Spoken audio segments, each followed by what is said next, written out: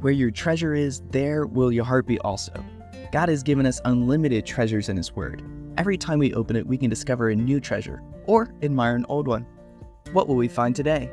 Here's Carla Early with Treasure Hunt in the Word. Today's Do Not Be Afraid is the first one that we find in the Bible. Can you guess where it is? You'd think it would be right after the first sin. God could have told Adam and Eve, yes, you'll be cursed. Yes, all of creation will be cursed. Yes, our relationship will change dramatically. Yes, you will have to leave this beautiful garden I made. Yes, you'll die in a few hundred years. But don't be afraid. You messed up, but I have a plan to fix the sin problem.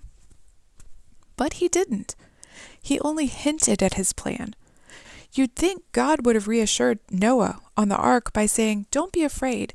This boat will finally come to rest. The land will dry out and you'll get a fresh start. But He didn't. You'd think when God originally called Abram out of his homeland to journey with him to an unknown land, He would have reassured him with, do not fear, I'll be with you. And I'm the God of the universe. But He didn't. God waited until years later when His original promise of making Abram's family a great nation seemed impossible. That's when the Lord came to Abram in a vision, saying, do not be afraid, Abram. I am your shield, your exceedingly great reward. As we all know, if we fear God, we have no reason to fear anyone or anything else. If we don't fear God, we have plenty of reasons to fear everything.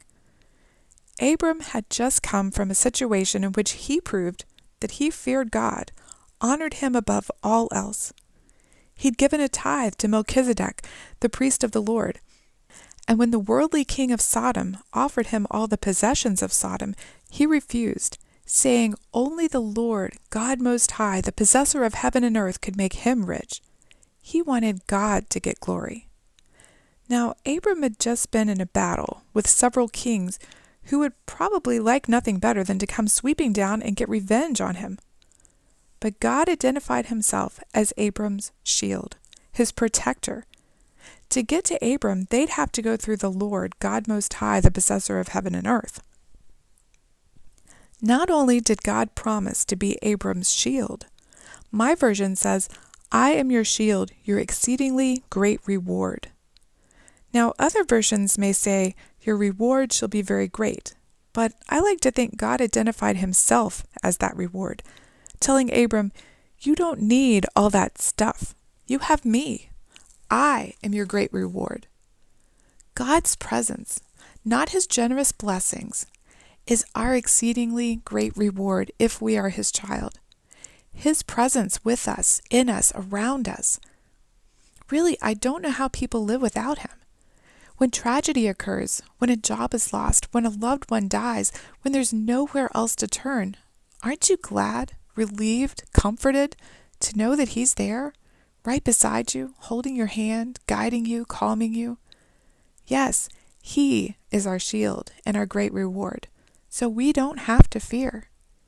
If you don't have this comfort, God offers it to you. If you are His child already, how have you seen Him working as your shield and your great reward recently? You can contact us at treasurehuntintheword@gmail.com. We'd love to hear the treasures God has given you through His Word. You can listen to other episodes on our website, which you can find in the description below. Thank you for listening, and remember, where your treasure is, there will your heart be also.